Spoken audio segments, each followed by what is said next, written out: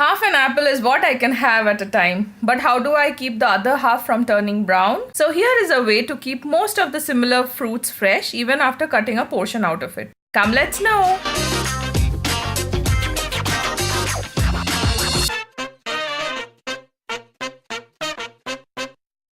Like it if you enjoyed it.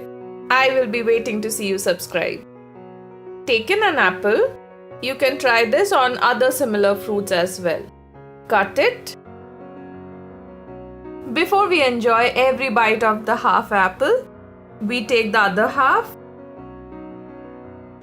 and tada! Use a clean film. Wrap the half very well, especially the exposed side of the fruit, and keep it away in a fridge to have it later. Write in the comment section and let me know with what other fruits did you try this method. Subscribe to get notified on many such fun tips on buzzing ideas every Thursday.